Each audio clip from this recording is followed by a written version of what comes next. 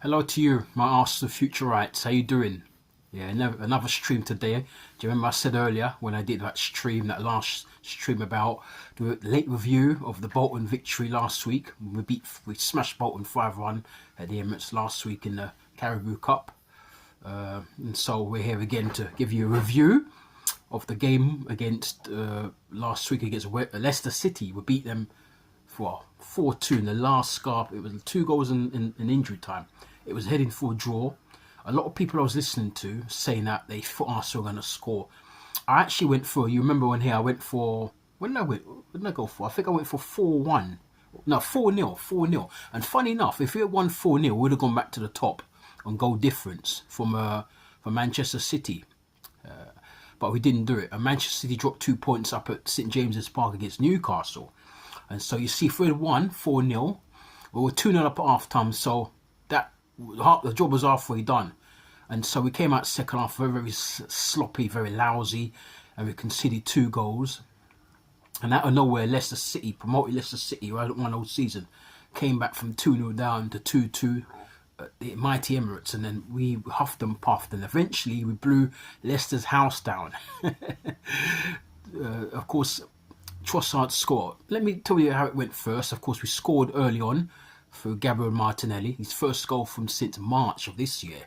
He hadn't scored since March of this year. So he's been, in front of goal, he's been in wretched form, has to be said.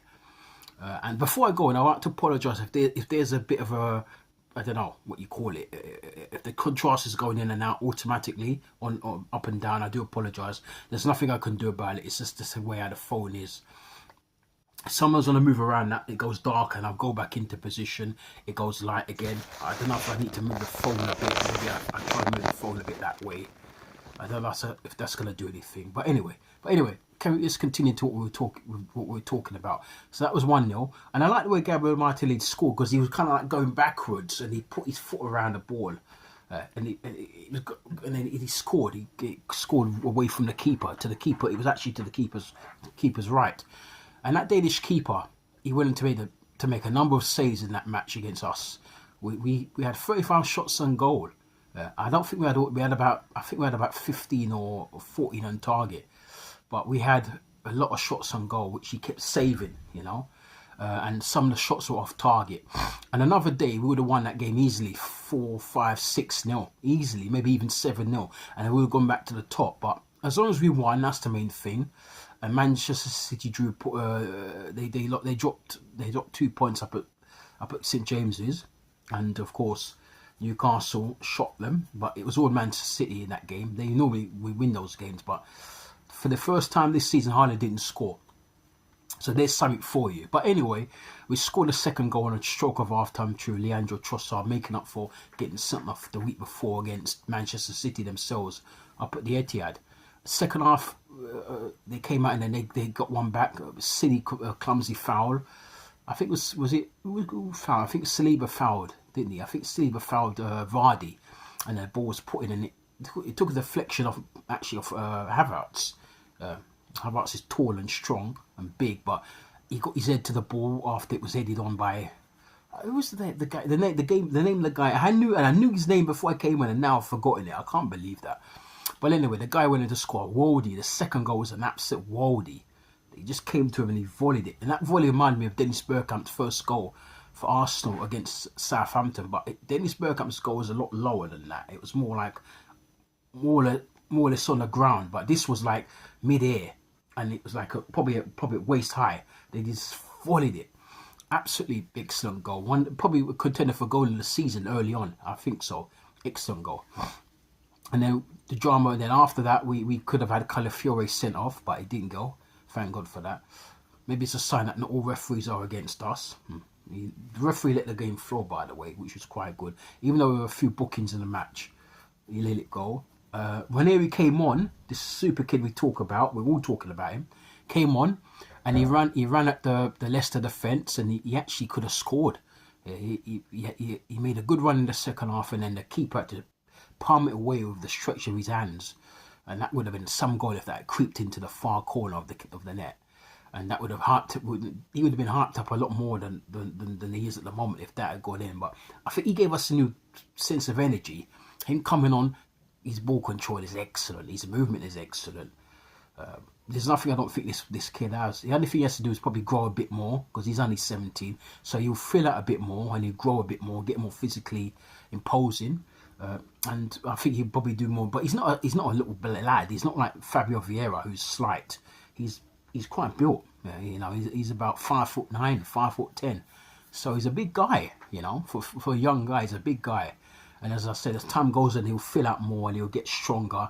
And as he gets used to playing football at this level, he'll kind of get better. 17. By the time he's 21, 22, he might be one of the best players in the world. So let's hope that we've got a genius. I wouldn't even say a gem. We've got a genius, a player on our hands. Let's hope that we can manage him well. We don't overburn him like we did years ago with the likes of Wilshere.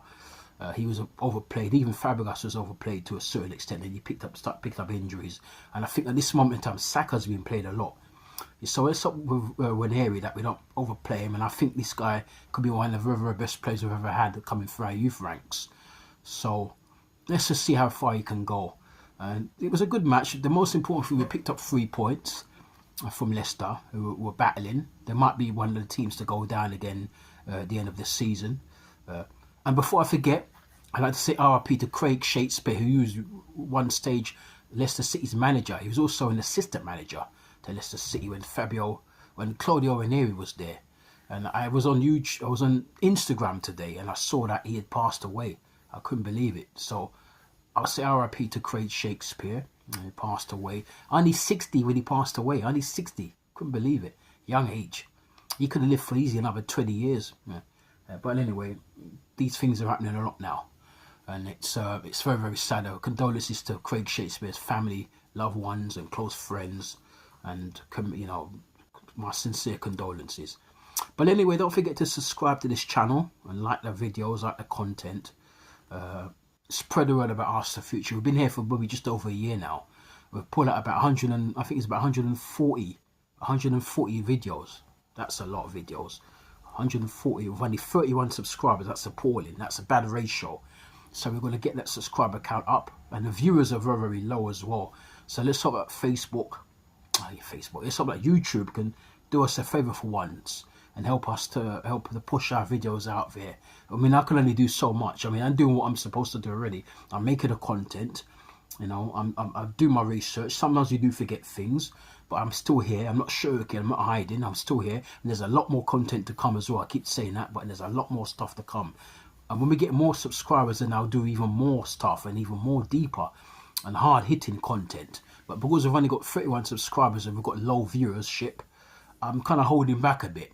So when our subscribers grow, then I'll go to town in some real big videos and big content that I wanna do for the community, and then eventually we can get pushed out to a wider audience. There's a lot of things up my sleeve, and I've also got ideas to bring some big names, fairly big names in our Arsenal fandom, especially in the social media and just in general. I've got a lot of big plans to bring some big guys up here.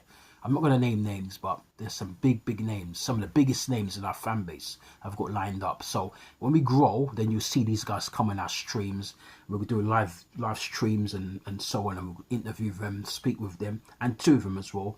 And we want to start going sometimes to games. I don't go to games as much these days. I used to go a lot back in the 90s and the early 2000s. But since we've moved to the Emirates, I've only been a handful of times. Mostly when we was at Highbury, I used to go a lot. But since Emirates, it's not busy, and the tickets are a lot more expensive now. So it's not so easy to get, and it's not easy to get tickets because people coming from all over the world wanting tickets, and also it's a bigger stadium now. So because it's a bigger stadium, it's a lot of people there's more demand for tickets. I remember when I used to go to Highbury, I used to go get my ticket 3 or 4 days before our games, and every time I went down to Highbury, there wasn't such a big queue. There was only a few people down there. And then I always used to get my ticket, and the tickets were so cheap. The tickets were like anything between, and I always sat on the North Bank, anything between sort of like £10 around up to 15 quid.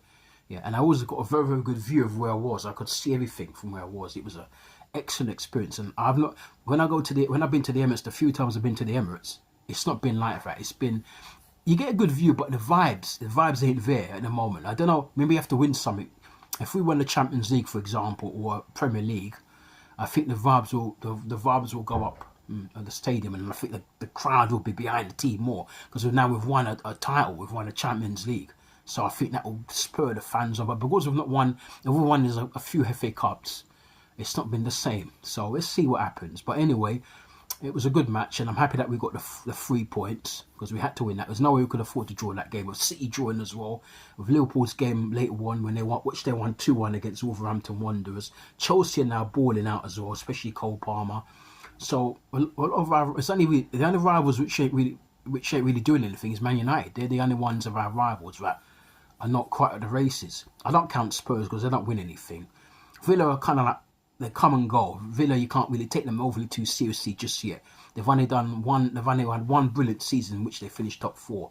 So let's just hope we can keep this thing going, and then we'll be up there at the top at the end of the season. We've won our 14th title. Let's just pray for it and hope it happens. Anyway, guys, you take care of yourselves, and I'll be back a bit later on with the review of the PSG game. Yeah. So you take care. Bye for now. Don't forget to like, as I keep saying. I'm going to drill it into you. Like the videos, and subscribe to the channel. Yeah, you can't go wrong. Take care. Adios.